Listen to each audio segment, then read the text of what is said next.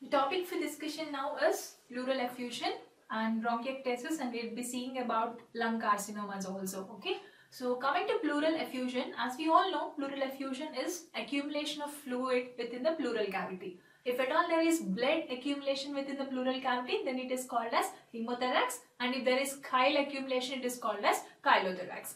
And if there is accumulation of frank pus, then it is called as empyema. So whenever there is accumulation of this serous fluid within the pleural space, then it is called as pleural effusion. Okay. Then coming to the various etiological factors why it has been caused like that, it is because of increased hydrostatic pressure, or it can be because of decreased osmotic pressure leading to transudative effusion, or it is because of an increased microvascular pressure leading to exudative effusion. These can be the various causes that are leading to this pleural effusion. Now coming to the etiological factors, what are the various etiological factors that are responsible for pleural effusion? We can have pneumonia, or which will have parapneumonic effusion, tuberculosis, pulmonary infarction, malignancies, hypoproteinemia, post-myocardial infarction syndrome, acute rheumatic fever, myxoedema and uremia. All this can lead to pleural effusions. Now coming to clinical assessment, how do we actually assess the pleural effusion? One is important pathognomic feature is pain on coughing or inspiration. Okay, patient will have pain when he is on exertion, that is when he is coughing or inspiration. Pleural rub, which is a sign of pleurisy. It is preceding effusion, which is one of the pathognomic feature again. Patients usually present with tachypnea and decreased expansion of trachea on the same side, and apex may be moved to the opposite side. On percussion when we percuss the lung space, around the pleural cavity, we can hear a dull sound, that is stony dull sound can be heard. Breath sounds may be absent on auscultation, and bronchial breathing or crackles above the effusion can be heard. Now coming to the investigations, what are the various investigations that are helpful in pleural effusion? So first important thing is radiological investigations. In chest X-ray, we can see a curved shadow of the lung base on a PA chest film. We can also see blunting of costophrenic angle, which is again one of the pathognomic feature for pleural effusion. On ultrasound, we can have a clear hypoechoic space in place of the effusion. We can also feel few moving and floating exudates, which will suggest, floating densities, which will suggest exudate. Septation usually denotes an evolving empyema or a resolving hemothorax. So, apart from chest X-ray, that is PA chest view, we can also have ultrasound, and CT is very useful in case of malignancies. If you are suspecting any malignancy, CT will be a useful investigation. We have another test, that is pleural aspiration and biopsy. This pleural aspiration is something which can be helpful for both diagnostic purpose as well as a therapeutic aspiration purpose.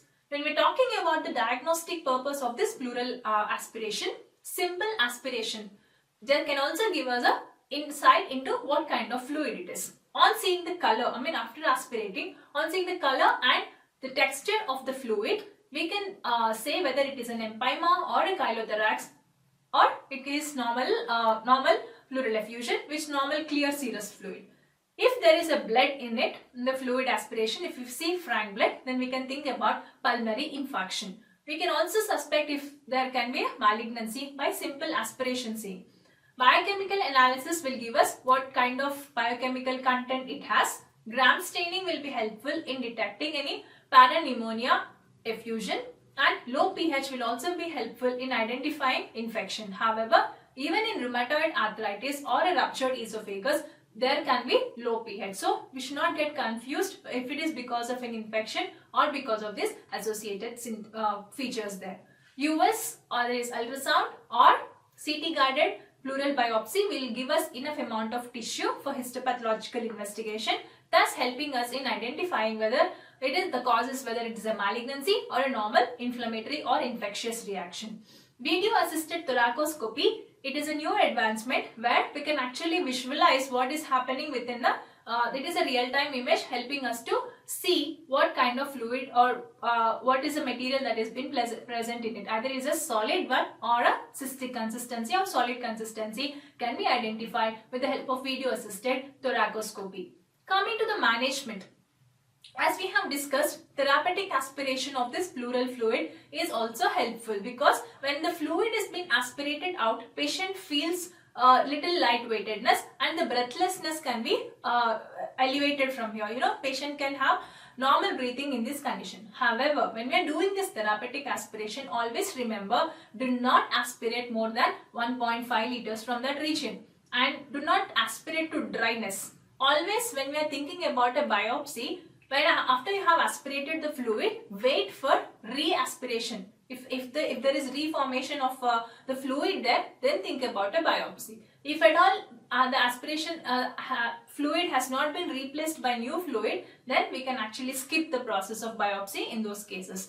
And in coming to the management, always treat the underlying cause, the etiological cause which has been causing this pleural effusion, then automatically pleural effusion can be elevated. However, symptomatic relief for these cases is always important, as patients usually feel heaviness and breathlessness. Care for those symptoms has to be taken care. Now let us talk about bronchiectasis. Okay, bronchiectasis is nothing but abnormal dilatation of the bronchi. It is usually characterized by chronic suppurative airway infection with sputum production. They will also have progressive scarring and lung damage. So this is a picture actually showing how the bronchiectasis is present. Here in the normal airway, we can see the normal airway which is covered with muscle and airway wall. When patient is having bronchiectasis, the airway with bronchiectasis, airway is actually widened, but however the internal area is being covered with mucus, and they will also have scarred and thickened airway wall. So this causes an additional stress, or it poses an additional stress on the patient while taking the breath, and this can cause breathlessness. Okay, then coming to the etiology, it is usually of varied etiology. Congenital defects can also cause this bronchiectasis, and these congenital defects include cystic fibrosis, ciliary dysfunction syndrome, and primary hypogammaglobulinemia. Acquired conditions such as pneumonia, primary tuberculosis, allergic bronchopulmonary aspergillosis, inhaled foreign body, or bronchial tumors can also lead to bronchiectasis. Now coming to clinical features, how these bronchiectasis usually manifest. As we have seen, because of so much of mucus within the inner layer of the airway, patients usually have chronic and persistent cough. There will be copious purulent sputum. They'll have pleuritic pain, exertional breathlessness. Hemoptysis can be seen, that is blood in cough. Infective exacerbation that can lead to fever, malaise and anorexia. Patients can also have halitosis because of more amount of sputum production. They have a peculiar halitosis. So what are the investigations that we actually do for this bronchiectasis? First is sputum culture, which is done, in sputum culture, Pseudomonas aeruginosa, check for aspergillosis, and also for mycobacteria. And this bronchiectasis is usually not very much pictured on a chest X-ray. In CT, they can be seen where the airways are usually thickened and they have dilated airways. Ciliary beat frequency can also be tested to check for bronchiectasis, because in this case what happens, as the mucus layers that actually covers the inner wall, so ciliary beat frequency is decreased in these cases. This is a picture of bronchiectasis chest radiograph. Now coming to the management, in these cases the important goal is to enhance the patency of the airway. As the airway wall is thickened and it is being covered with mucosa on the inner side, our main aim has to be enhancing the patency. How do we enhance the patency? By inhaled bronchodilators and corticosteroids. Physiotherapy is also plays an important role in this condition, where it will actually assist drainage of excess bronchial secretion. Whereas one technique such as active cycle of breathing technique can be helpful, where there will be actually deep breath followed by forced expirations. Okay, this will actually be useful in expectorating that mucus which has been present within the airway. Positive expiratory pressure mask, which also increases the airway pressure, will help in elevating the breathlessness of the patient again. Antibiotic therapy. In the first line of therapy here can be oral ciprofloxacin, which can be given 500 to 700 milligrams twice daily, and ceftazimide, which can be given IV for 1 to 2 grams thrice daily. And in case of small bronchiectatic areas, we can go ahead with surgical treatment. Overall, whatever it is, prevention is again better than cure. So, in these cases, what we can do, adequate prophylaxis for whooping cough, measles, and whenever we actually see, we actually encounter the symptoms of bronchial obstruction, in those cases, early diagnosis and early treatment can save the patient from this bronchiectasis. So this is about bronchiectasis, and now let us see various tumors of lungs. Okay, lung carcinomas is one of the common. It is the commonest, not even one of them. It is the commonest tumors. I mean the carcinomas or malignancies that are seen worldwide, especially in men. Nowadays, because of increased incidence of smoking in women, women are also most commonly affected with this tumor, that is the tumors of lungs. And coming to the lung carcinomas, this is the leading cause of cancer deaths in both men and women. Smoking, cigarette smoking or tobacco smoking is a prime cause. May it be active smoking or passive smoking, because recent studies have shown that about 5% of passive smokers are also experiencing or also encountered with various lung carcinomas. The risk factor is long history of tobacco smoking, and in areas with tobacco epidemic, it is an epidemic, tobacco epidemic areas, we encounter with lung carcinomas in huge number. So coming to the various distribution of this, in large cell carcinomas is usually seen in smokers and more amount of smokers when we are actually talking about smokers and non-smokers. And squamous cell carcinoma of lung is also most commonly seen in smokers. Small cell carcinoma is also seen in smokers, and adenocarcinoma has almost about 30:60 ratio for non-smokers and smokers. This is endocarcinoma is one of the cancers which can be seen even in non-smokers also. Okay, and coming to gross classification of tumors of lungs. Lung carcinomas can be grossly divided into primary carcinomas and secondary carcinomas. So when you're talking about primary carcinomas, these include bronchial carcinoma, neuroendocrine carcinomas, adenosquamous carcinomas, hematomas, and bronchoalveolar carcinomas. Among all of this, bronchial carcinoma is the most common primary tumors of the lung. And secondary tumors of the lungs are metastatic tumors, which can be a tumor which has been metastasized from a distant location. WHO has classified pulmonary tumors again grossly into small cell tumors and non-small cell tumors. The four major histopathological categories include squamous cell carcinoma, small cell carcinoma, adenocarcinomas, and large cell carcinomas. So here we complete the classification of various lung carcinomas. Coming to bronchial carcinoma, as we have discussed, it is one of the most common presented carcinomas of lungs. And coming to clinical features, cough, dry cough for a long period of time, which can be sometimes associated with purulent or sputum. Hemoptysis, which is a major pathognomic feature where in central bronchial tumors, especially the central tumors invade large blood vessels. This can be fatal too. There will be huge amount of blood that is been expectorating when the patient is coughing. It's nothing but hemoptysis.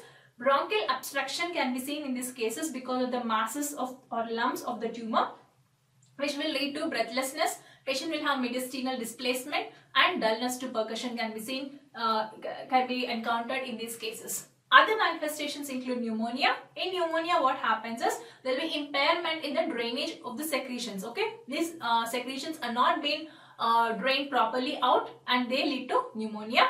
Breathlessness can be due to collapse or pneumonia again. Pleural effusion, what happens is it compresses the diaphragmatic nerve because of the severe effusion, which can lead to diaphragmatic paralysis. You can also see pain and nerve entrapment leading to pleural pain or malignant pleural invasion. There are some syndromes that have been associated with lung carcinomas, and one among them is Horner's syndrome. In this Horner's syndrome, what happens is there will be carcinoma in the lung apex.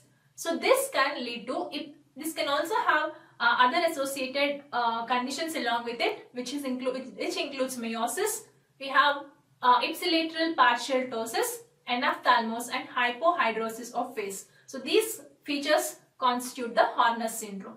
There is something called as Pancoast syndrome. In Pancoast syndrome, what happens is there will be pain in the inner aspect of arm and small muscle wasting in the arm. So this is nothing but Pankos syndrome.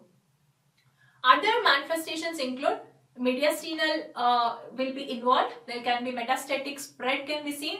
Finger clubbing. Clubbing of fingers is one of the again important feature for lung carcinomas. We can see hypertrophic pulmonary osteoarthropathy. Especially in small lung cancer, what happens is we can see inappropriate ADH secretion, and also we can see ectopic ACTH secretion in these cases.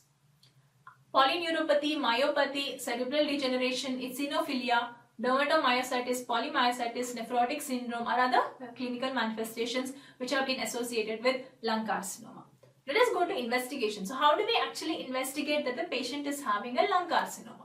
First and prime important thing is clinical features, history of smoking predominantly.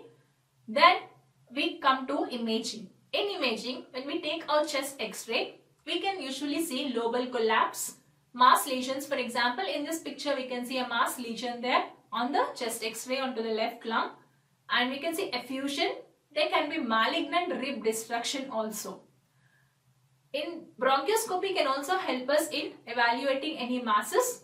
Percutaneous CT guided biopsy will help us in obtaining a tissue for histopathological investigation, which will give us a final diagnosis. This is a picture showing a CT axial cross section where we can see malignant mesothelioma here. Now coming to the management.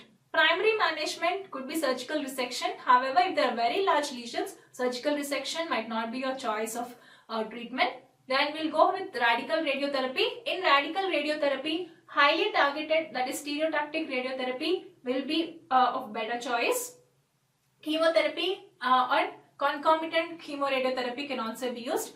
Recent technique is laser therapy with stenting, which will be actually helpful for palliation of symptoms, and in advanced, especially in severe advanced conditions where both chemo and radiotherapy would fail. In those cases, palliation can be given, and clear tumor tissues. This laser therapy will be helpful in clearing the tumor tissue, and it will also help in re-aerating the collapsed lung. So this is about lung carcinomas, various lung carcinomas and their clinical manifestations, and how do we actually investigate and manage them in brief.